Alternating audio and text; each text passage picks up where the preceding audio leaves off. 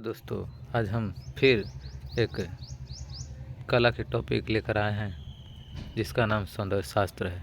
सौंदर्य शास्त्र से अक्सर ही एग्ज़ाम में क्वेश्चन देखने को मिलता है, तो एग्ज़ाम में जाने से पहले सौंदर्य शास्त्र को अच्छी तरह पढ़ के ज़रूर जाएं।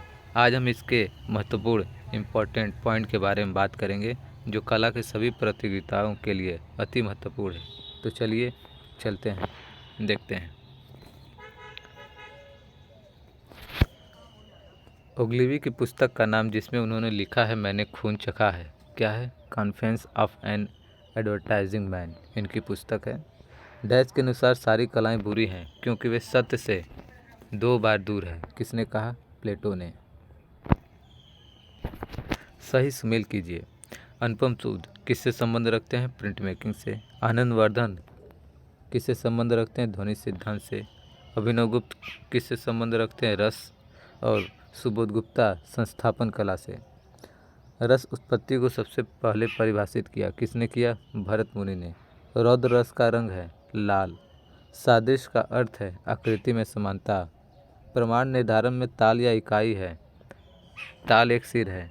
भाव कला को देता है, क्या देता है? अभिव्यक्ति। षडंग के अंतर्गत है, क्या है? सादृश्य। षडंग का उद्देश्य प्रयुक्त होता है ललित कला में। शांत रस पहली बार प्रस्तुत किया किसने किया? अभिनव गुप्त ने। संचारी भाव होते हैं, इसकी संख्या कितनी है संचारी भाव की? 33। संचारी भाव का संबंध है रस से। रस भाव को शास्त्र का रूप दिया था, किसने दिया था? भरत ने। अद्भुत रस का रंग है पीला। सर्वप्रथम नाट्यशास्त्र में 8 रसों को बताया था, किसने? आचार्य भरत मुनि ने। रस होते हैं कितने हैं? 9 प्रकार के। चित्र में दिखाई देता है, क्या दिखाई देता है? 9 रस। रस सिद्धांत का प्रतिपादन किया था अभिनव गुप्त ने। भारतीय सौंदर्य शास्त्र के प्रथम दार्शनिक थे भरत मुनि। सौंदर्य शास्त्र के अनुसार भाव होते हैं 9। भारतीय चिंतन के अनुसार कला का प्रमुख लक्ष्य है हृदय स्पर्शी आनंद प्रदान करना। नाट्यशास्त्र में भरत ने विवेचन किया 49 भाव का। ललित कला का तर्कसंगत वर्गीकरण किया था हीगेल ने। ललित कला को कितने 5 भागों में बांटा था हीगेल ने। विजन एंड डिफरेंस, फेमिनिज्म और femininity and the histories of art की रचना की ग्रिसेल्डा पुलोक ने। रस सिद्धांत को विकसित करने का श्रेय डैश संत विद्वान को दिया जाता है जो पहली शताब्दी ईसा पूर्व और तीसरी शताब्दी के बीच अस्तित्व में थे? भरत। सौंदर्य प्रकृति और सौंदर्य की प्रशंसा से संबंधित सिद्धांतों का एक समूह कहा जाता है, किसे कहा जाता है? सौंदर्य शास्त्र। सौंदर्य शास्त्र को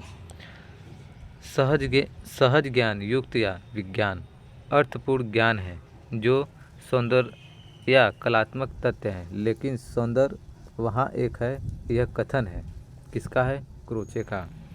कोई भी अर्थपूर्ण विचार रस निष्पत्ति के अभाव में संप्रेषित नहीं किया जा सकता है, यह कथन है, किसका है? भरत मुनि का।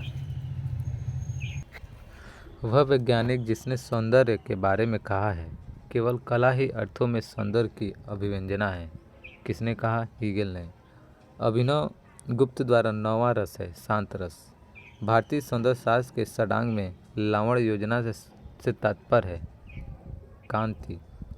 अनुकरण ही कला का मूल है, यह कथन किसका है? अरस्तु। 9 रसों के साथ वे 2 रस जिन्हें बाद में सम्मिलित किया गया वे हैं वात्सल्य एवं भक्ति। Myth and symbol in Indian art and civilisation नामक पुस्तक के लेखक है हेनरिक जिमर। कला द्वारा मनुष्य अपनी अभिव्यक्ति करता है, यह विचार है, किसका है? रविन्द्रनाथ टैगोर का। बहुत इम्पोर्टेंट है, कला द्वारा मनुष्य अपनी अभिव्यक्ति करता है, यह विचार किसका है? रविन्द्रनाथ टैगोर का। प्रिंसिपल ऑफ आर्ट पुस्तक के लेखक है professor Collingwood. Principle of art पुस्तक के लेखक कौन है? Professor Collingwood. बहुत इम्पोर्टेंट है। प्लेटो द्वारा लिखित ग्रंथ है। प्लेटो द्वारा लिखित ग्रंथ है सिम्पोजियम। एस्थेटिक शब्द का प्रयोग सर्वप्रथम किया था किसने? बामगार्टन ने। अरस्तु ने कला को कहा था, क्या कहा था? प्रकृति की नकल। भारतीय सौंदर्य शास्त्र में रस की भुक्ति होती है, यह सिद्धांत किसका है? भट्टनायक का। पाश्चात्य सौंदर्य शास्त्र के अनुकृति सिद्धांत के प्रणेता है अरिस्टाटिल ने अनुकृति का सिद्धांत दिया था। पाश्चात्य सौंदर्य शास्त्र में उदात्त का सिद्धांत प्रतिपादन किया था। किसने किया था? लोंजाइनस ने किया था। पाश्चात्य सौंदर्य शास्त्र में सहानुभूति का सिद्धांत प्रतिपादित किया क्रोचे ने। सहानुभूति का सिद्धांत किसने प्रतिपादित किया था? क्रोचे ने। भारतीय सौंदर्य शास्त्र में रस प्रतीति में विघ्न की बात कही है। विघ्न की बात किसने कही है? अभिनवगुप्त ने। भारतीय सौंदर्य शास्त्र के अनुसार रस कला की आत्मा है, यह कथन सर्वप्रथम किसका है? अभिनवगुप्त का। रस कला की आत्मा है, किसने कहा? अभिनवगुप्त ने। वह सौंदर्य शास्त्री जो भारतीय नहीं है, संतायना है। अरस्तु के अनुसार कला है। अरस्तु के अनुसार कला क्या है? अनुकृति। मनुष्य अपने भावों को कला के द्वारा प्रकट करता है, यह कथन है रस्किन का। सौंदर्य है रस निष्पत्ति, कला एक अभिव्यक्ति है, यह कथन उल्लेखित किया किसने? रस्किन। अभिव्यक्ति का सिद्धांत किसने दिया था? रस्किन ने। कलाकार की अनुभूति से परिपूर्ण चित्र है कला। एक ब्रिटिश दार्शनिक और कला इतिहासकार थे। कौन? R G Collingwood. सिद्धांत की आधारशिला का समर्थन करता है गेस्टाल्ट सिद्धांत। द मर्चेंट ऑफ वेनिस लिखा था William Shakespeare. Merchant of Venice किसका है? William Shakespeare.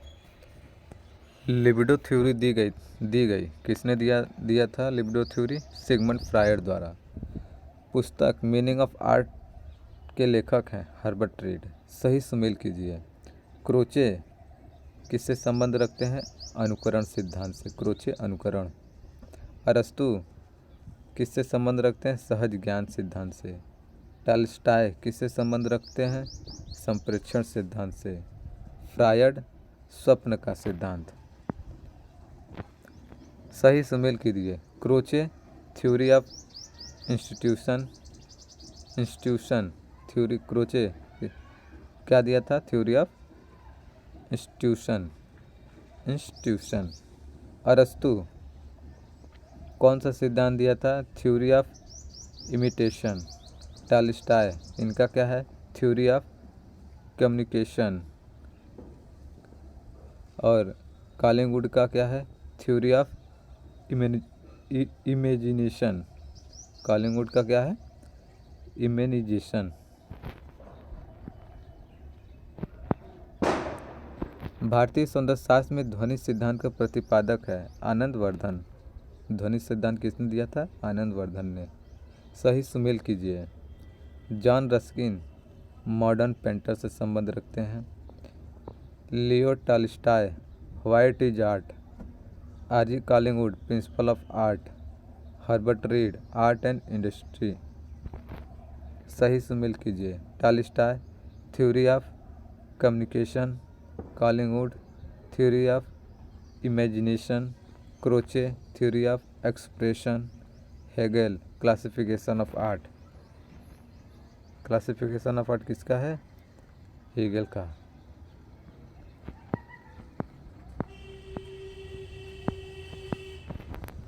अर्थ एक गुण नहीं है बल्कि एक शब्दावली का कार्य है, यह लिखा है।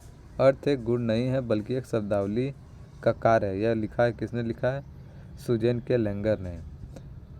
दार्शनिकों का सही कलानुक्रम है। सुकरात पहले आते हैं, फिर अरस्तु आते हैं, फिर प्लोटिनस आते हैं, फिर सात्र आते हैं। सुकरात, अरस्तु, प्लोटिनस, सात्र। गणतंत्र में कला की निंदा की है। गणतंत्र में कला की निंदा की है। किसने की है? प्लेटो ने। अनुकरण के लिए प्लेटो के रिपब्लिक में प्रयुक्त मूल शब्द था सिमेसिस। रूपवाद का प्रवर्तक माना जाता है रॉजर फ्राई। रूपवाद का प्रवर्तक माना जाता है रॉजर फ्राई। सही सुमेल कीजिए। आर्ट एंड सोसाइटी किसका है? हर्बर्ट रीड का। Kadambari Banabhatta. Transformation of nature in art into art किसका है? आनंद केंटिस। In approach to Indian art किसका है? निरंजन रे का। सही सुमेल कीजिए। द्वंद्ववाद फ्रेडरिक हेगल। अभिव्यक्ति सिद्धांत बेनेडिक्ट क्रोचे का है। संप्रेरणीयता का सिद्धांत किसका है? Leo Tolstoy. अनुकरण सिद्धांत किसका है? अरस्तू का। सही सुमेल कीजिए। Herbert read meaning of art पुस्तक के लेखक हैं। सुजान लैंगर किसका है? Piling and form. अर्स्ट का क्या है? Art and illusion. Leo Tolstoy का क्या है? What is art. प्रसिद्ध पुस्तक क्रिटिक ऑफ जजमेंट के लेखक हैं इमैनुअल कांट। कला एक महत्वपूर्ण विधा या कथन है क्लाइव बेल का। Transformation of nature in art नामक पुस्तक के लेखक हैं आनंद केंटिस स्वामी। सुजान लेंगर है सौंदर्यशास्त्री। मैं यह जानता हूँ कि मैं कुछ नहीं जानता, यह कथन किसका है? सुकरात का। सही सुमेल कीजिए। अनुकरण का सिद्धांत अरस्तू देते हैं। कला संप्रेक्षण है लियो टॉल्स्टॉय। चित्रसूत्र नग्नजीत का है। हर्ष चरित्र किसका है? बाणभट्ट का। सही सुमेल कीजिए। अंतःबोध बंडोड क्रॉस का है। संप्रेक्षण लियो टॉल्स्टॉय। अनुकरण प्लेटो। आकारवाद रॉजर फ्राई। पश्चिमी सौंदर्यशास्त्र पर कार्य करने वाले दार्शनिकों का कालानुक्रम है अरस्तु, Saint Augustine, Croce, Clive Bell. भारतीय रस सिद्धांत में नौवां रस शांत नाट्यशास्त्र में भरत मुनि द्वारा वर्णित 8 रसों के अतिरिक्त था और यह प्रतिपादित किया गया था अभिनव गुप्त द्वारा। कला अंतःप्रज्ञा की अभिव्यक्ति है। कला अंतःप्रज्ञा की अभिव्यक्ति यह कहा है क्रोचे ने। वह पश्चिमी दार्शनिक जिसने कहा कि कला अनुकरण है और सत्य से दोहरी दूर है। किसने कहा था? प्लेटो ने। सही सुमेल कीजिए। यथार्थवाद अपोलेनेर। प्रतिरूपण अरस्तु। Libido Sigmund Freud. रूपवाद क्लाइव बेल का है।